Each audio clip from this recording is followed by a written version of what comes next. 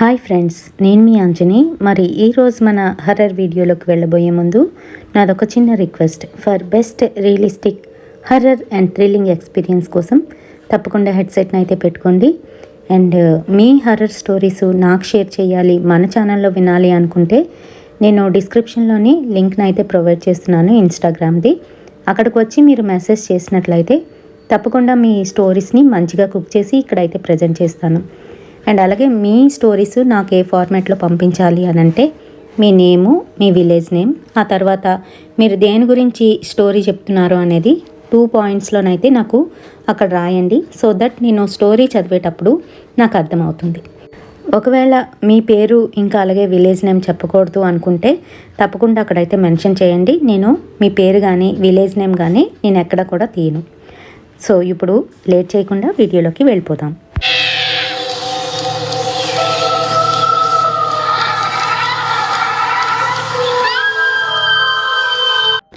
Visakhapatnam city అయినప్పటికీ కూడాను ఇందులో కూడా చాలా చాలా చిన్న చిన్న ఊర్లు అయితే ఉన్నాయి. అండ్ ఆ ఊళ్ళల్లోని ఇప్పటికీ కూడా బ్లాక్ మ్యాజిక్, ఇంకా అలాగే ఎవరినైనా వశం చేసుకోవడం కానీ లేదంటే దెయ్యాలు పట్టడం కానీ ఇలాంటివన్నీ కూడా కామనే. ఏ ఊరు వెళ్ళినా ఎంత సిటీస్ అయినా కూడాను ఇవైతే తప్పకుండా ఉంటాయి. మరి దేవుణ్ణి నమ్మిన వాళ్ళు దెయ్యాన్ని కూడా నమ్ముతూనే ఉంటారు. అలాగే ఇలాంటివి జరుగుతూనే ఉంటాయి, నమ్మాల్సిందే. అయితే మా పక్కింటి వాళ్ళ ఇంట్లో జరిగిన ఒక రియల్ ఇన్సిడెంట్ని నేను ఈరోజు మీతో షేర్ చేస్తున్నానండి. సో నా పేరు చిత్ర, మాది పాడేరు దగ్గర ఒక చిన్న ఊరి పేరు అయితే నేను ఇక్కడ మెన్షన్ చేయట్లేదు. అండ్ అలాగే ఎవరికి జరిగిందో వాళ్ళ పేరు కూడా నేను ఇక్కడ తీయకూడదు, ఎందుకంటే మా పక్కింటి వాళ్ళకి జరిగింది. యాక్చువల్గా చెప్పాలంటే వాళ్ళు మా ఓనర్స్. అదేంటంటే వాళ్ళకి ఒక 3 పోర్షన్స్ అయితే ఉండేవి. లాస్ట్ పోర్షన్లోని మేమైతే అద్దెకి దిగాము. అద్దెకి దిగినప్పుడు మా ఓనర్స్ ఎవరైతే ఉన్నారో వాళ్ళకి 3 పిల్లలు, 2 అబ్బాయిలు 1 అమ్మాయి.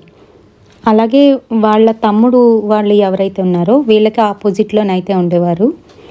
వాళ్ళకి కూడా వీళ్ళలాగే 3 పోర్షన్లు, 2 అమ్మాయిలు ఉండేవారు. సో అన్న తమ్ముడు ఇద్దరు బాగానే ఉండేవారు, గొడవలు ఏమీ ఉండేవి కాదు. సడన్గా ఒకరోజు ఏమైంది అని అంటే మా ఓనర్ గారు వాళ్ళ అమ్మాయి, తన పేరు కుసుమ అనుకుందాము. సో కుసుమ అక్క ఏం చేసింది అని అంటే మాతో ఆడుతూ మధ్యాహ్నం సమయం, అది ఆ రోజు సండే, అక్కేమో బయటికి వెళ్ళొస్తాను అని చెప్పేసి అక్కడి నుంచి లేచి వెళ్ళిపోయింది. ఆ తర్వాత మాకైతే అసలు కనిపించలేదు. మేమేమనుకున్నామంటే అక్క ఇంటికి వెళ్ళిపోయి ఉంటుంది అని అనుకున్నాం. కానీ ఆ రోజు ఈవినింగ్ అవుతున్నా కూడా అక్క ఇంటికి రాలేదు. వాళ్ళ ఇంట్లోనే అందరూ కంగారు పడుతున్నారు. అండ్ అక్క ఎక్కడికి వెళ్ళిపోయిందని భయపడుతూ అంతా వెతుకుతున్నాం. సో ఆ టైంలోని మా ఊర్లోని ఒక చిన్న కాలువ అయితే ఉంటుంది. ఆ కాలువ దగ్గర అయితే వాటర్ ప్రవహిస్తూ ఉంటుంది. అక్కడ కూర్చొని మట్టి మీద కూర్చొని తన కాళ్ళ 2 మధ్యలోనే తన బుర్రను పెట్టుకొని ఏడుస్తూ కనిపించిందంట వాళ్ళ మామయ్యకి. అమ్మ కుసుమ నీ గురించి ఎక్కడెక్కడో వెతుకుతున్నావు, ఏం చేస్తున్నావు ఇక్కడ అంటూ దగ్గరికి వెళ్ళేసరికి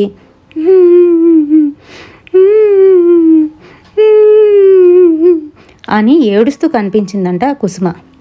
ఏమ్మా కుసుమ, ఎవరేం చేశారు, ఎందుకు ఇక్కడ ఏడుస్తున్నావు, ఏం జరిగింది అంటూ కుసుమ మీద అయితే చేయి వేశాడు. వెంటనే కుసుమ కోపంగానైతే చూసింది వాళ్ళ మావయ్య కాసి. వాళ్ళ మావయ్య, ఏంటి నా మీద కోపంగా చూస్తున్నావు, ఏం జరిగింది అసలు అని అడుగుతూ ఉంటే మాట్లాడకుండా మళ్ళీని తన 2 కాళ్ళ మధ్యలో బుర్ర పెట్టుకొని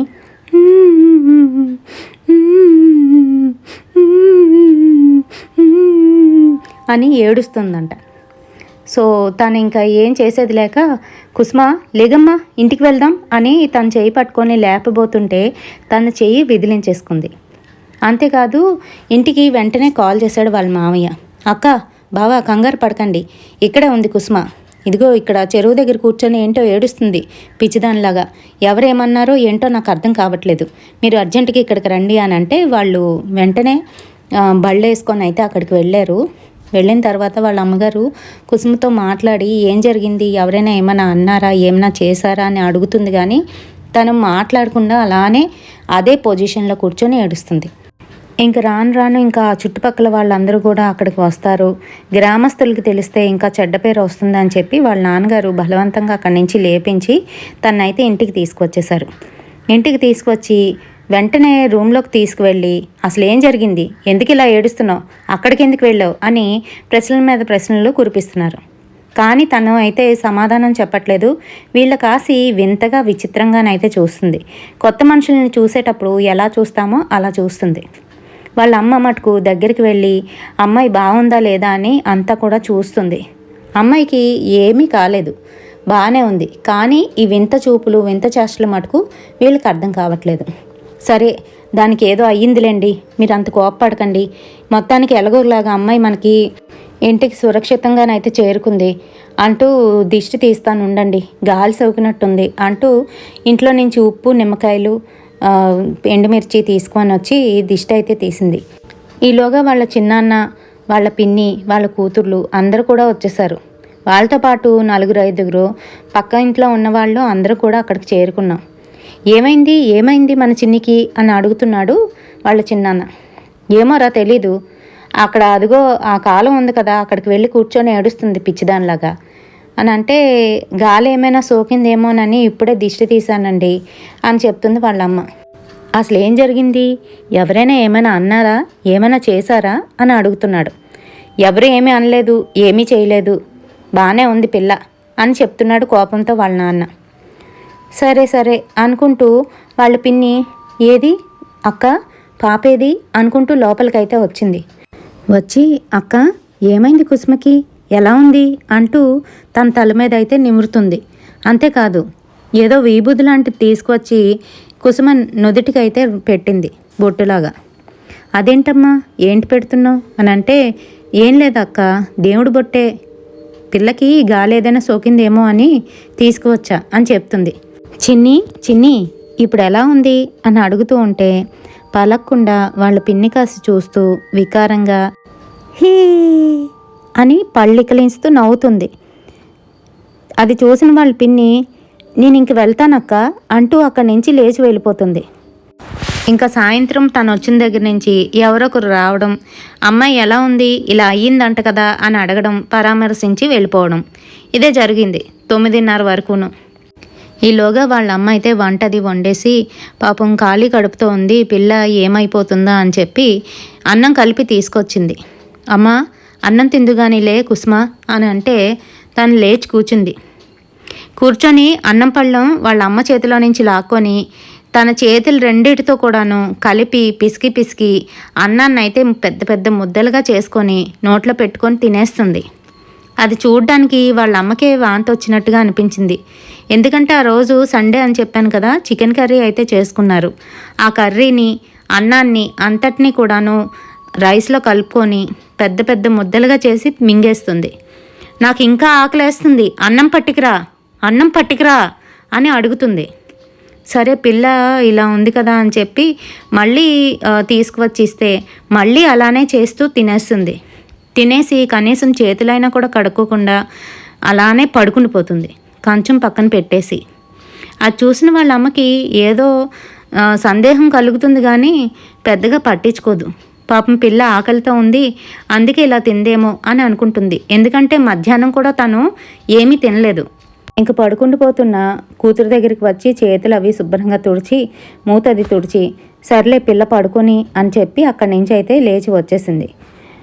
ఆ రోజు రాత్రి అందరూ పడుకున్నారు.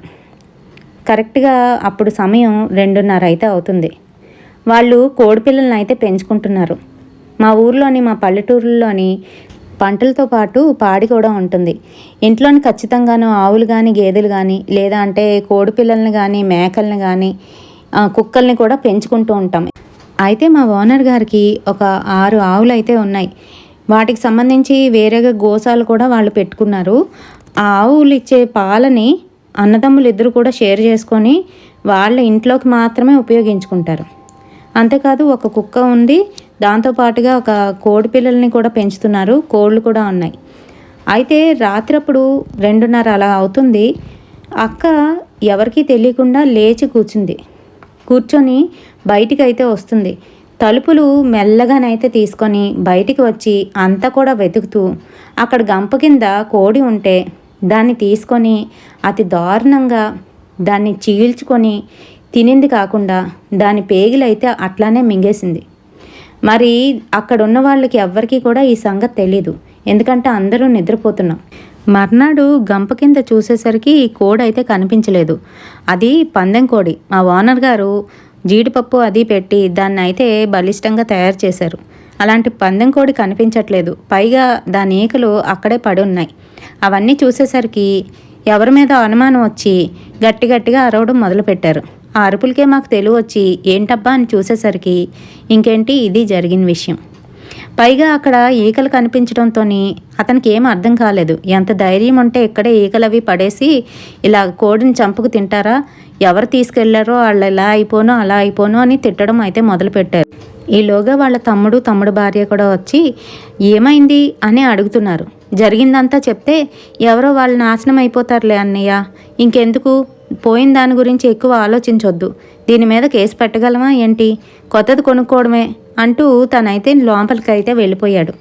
వీడేటి ఇలా మాట్లాడుతున్నాడు, ఎంత అల్లారుముద్దుగా పెంచుకున్నాను, నా పిల్లలతో సమానంగా చూసుకున్నాను, అలాంటి కోడిని చంపేశారు పనికి మాలిన వాళ్ళు అని తిట్టుకుంటూ తను కూడా లోపలికైతే వెళ్ళిపోయాడు.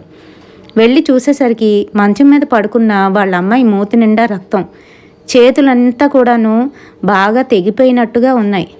అది చూసిన మా ఓనర్కి మైండ్ బ్లాక్ అయిపోయింది.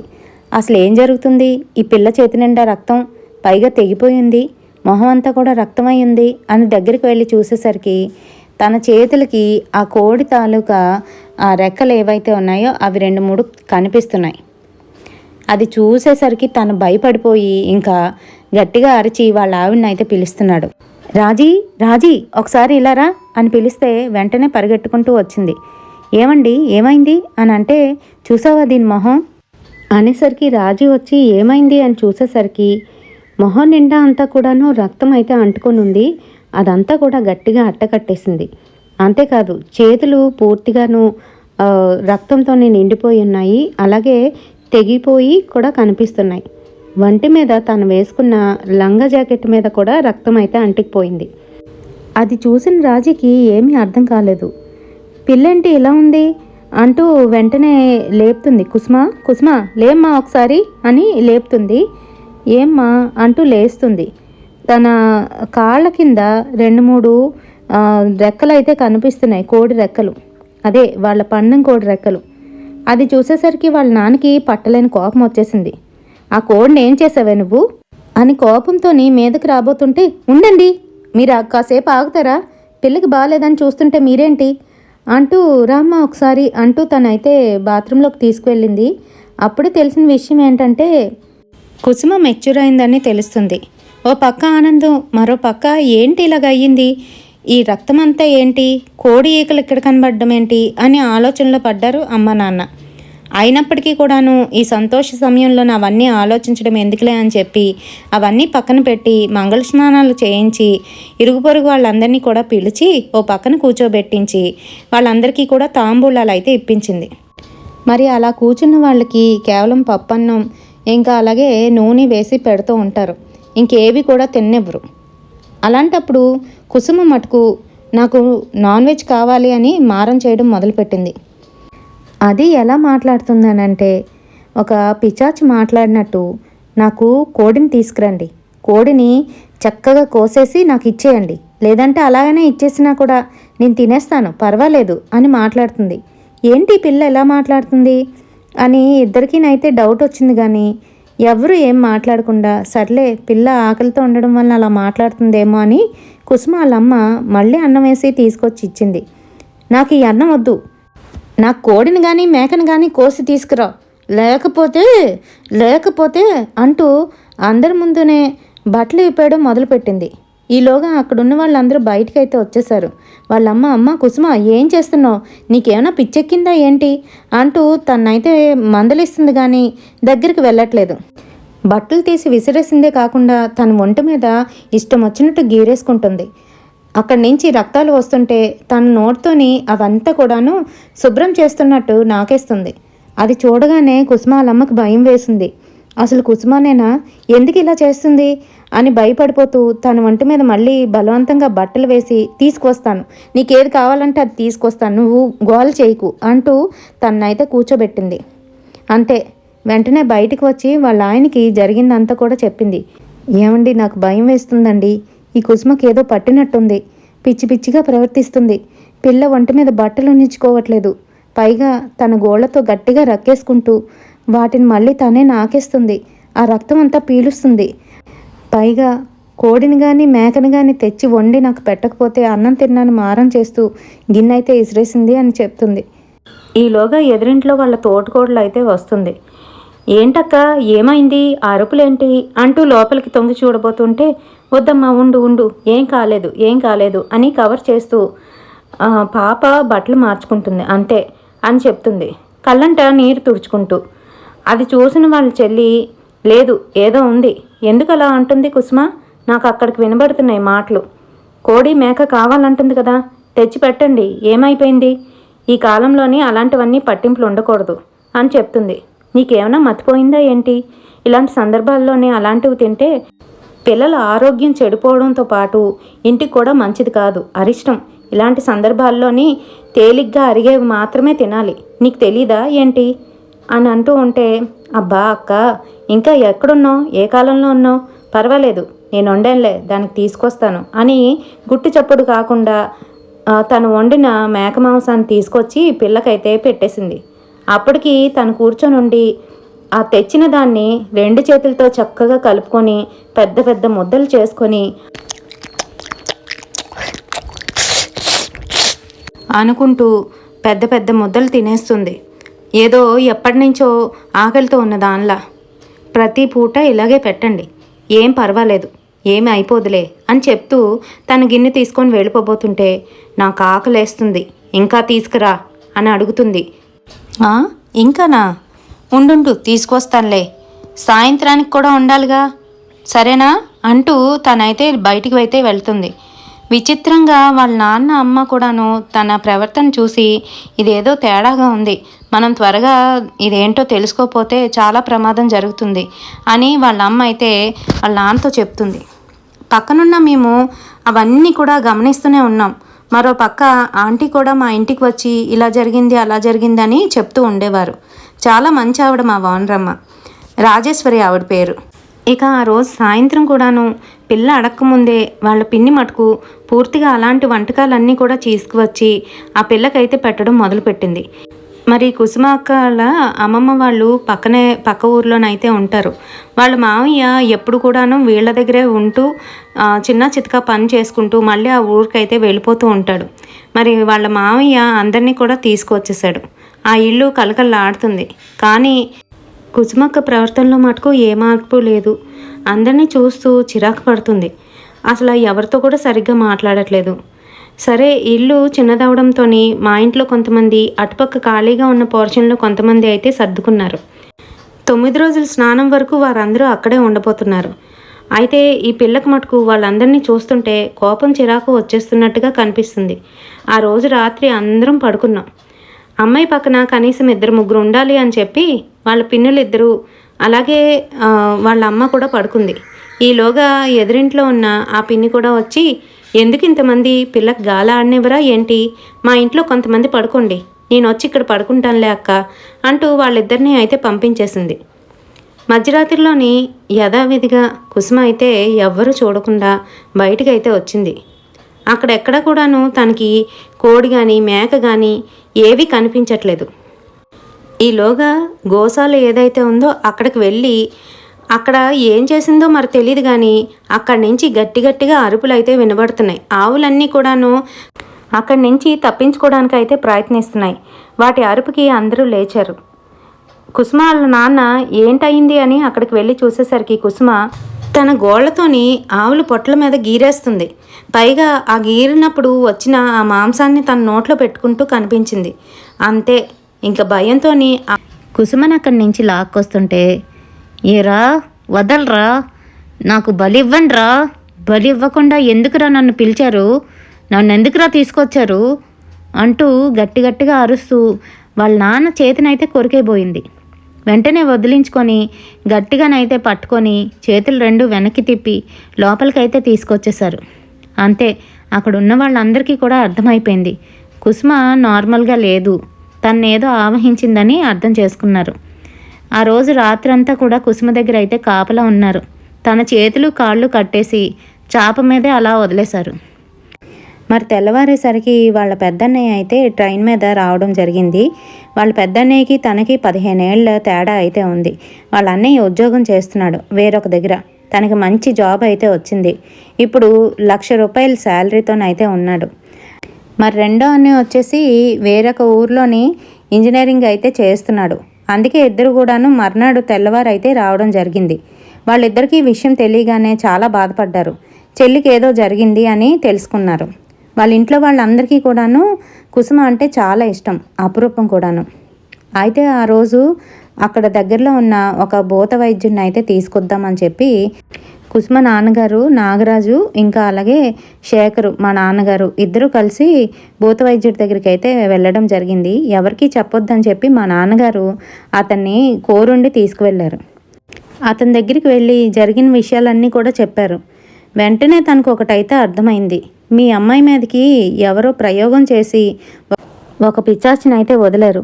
దాన్ని వదిలిగట్టడం నా తరం కాదు. నాకన్నా యోగ్యులు ఉన్నారు చాలామంది, వాళ్ళకి చెప్తాను, వాళ్ళ దగ్గరికి వెళ్ళండి అని చెప్పి ఒక అడ్రస్ అయితే ఇచ్చారు. అది తీసుకొని నాన్నగారు అంకులు ఇద్దరు కూడాను వెళ్ళారు. సాయంత్రం అయిపోయింది వాళ్ళ ఇంటికి వచ్చేసరికి. వాళ్ళు కుసుమ అక్కను చూసి చాలా బాధపడ్డారు. అలాగే కుసుమ అక్క పరిస్థితి ఏమి కూడా బాగాలేదు. ఏమీ తినడం మానేసి నాకు నాన్ వెజ్ కావాలి అంటే కావాలి అని పంతం పట్టుకొని కూర్చుంది. అక్కడ ఏం దొరికితే అవి నోట్లో పెట్టేస్తుంది మాకు తెలియకుండానే. చేతులు కట్టేసినప్పటికీ కూడాను నాలుకతోని లాక్కుంటూ నోట్లోకి అయితే వేసేసుకుంటుంది. అయితే ఈలోగా మా నాన్నగారు సాయంత్రం అయిపోయింది కదా, మరి ఈ టైంలో అతను ఉంటారో ఉండరో అని అంటే, లేదండి ఇప్పుడు వెళ్ళకపోతే అమ్మాయి పరిస్థితి ఇంకా చెడిపోతుంది అని చెప్పి మా నాన్నగారు అయితే తీసుకువెళ్ళారు. ఆ టైంకి అక్కడికి ఆ ఎదురింట్లో ఉంటున్న అంకుల్ వాళ్ళ తమ్ముడు కూడా వచ్చారు. ఎక్కడికి వెళ్తున్నారు అన్నయ్య అని అడుగుతూ ఉంటే, ఏం లేదురా ఇలా కొంచెం పని ఉంది వెళ్ళొచ్చేస్తాం అంటూ వీళ్ళిద్దరూనైతే బయలుదేరిపోయారు. రాత్రి 7:30 అవుతుంది. ఆ సమయంలోనైతే అక్కడికి చేరుకున్నారు. అతను చూడ్డానికి ఒక పకీర్లాగా అయితే కనిపిస్తున్నాడు, కానీ అతనికి పూర్తిగా ఈ విషయాలన్నీ కూడా తెలుసు. వీళ్ళని చూసి సగం, వీళ్ళు చెప్పింది విని సగం, నేను రేపు వస్తాను అని చెప్పి అతనైతే చెప్పడం జరిగింది. రేపు తెల్లవారే వచ్చి మిమ్మల్ని తీసుకెళ్తాం స్వామి అని చెప్పి వీళ్ళిద్దరూ వచ్చేసారు. మరి ఆ రోజు రాత్రి మటుకు కుసుమక్కని అడ్డుకోవడం ఎవరి తరం కాలేదు. ఎంతలా అంటే ఇంకా గోల గోల చేసేసింది. గట్టి గట్టిగా అరుపులు, నన్ను వదలండి వదలండి అంటూ అరుస్తుంది. మరో పక్క నవ్వుతుంది. మరో పక్క తనకి 2 చేతులు కూడా వెనక్కి కట్టేయడంతో ఏవి కూడా అందుకోలేకపోతుంది. ఆ చేతులు విడిపించుకోవడానికి 2 చేతులని కూడాను రుద్దుకోవడం వలన అక్కడంతా కూడా కట్ అయిపోయి అక్కడ కూడా రక్తం అయితే లైట్గా వస్తుంది. నాకైతే చాలా భయం వేసింది. మా అమ్మగారు అయితే ఆ ఇంటి వైపు వెళ్ళొద్దని చెప్పి మమ్మల్ని ఇంట్లోనే ఉండమన్నారు.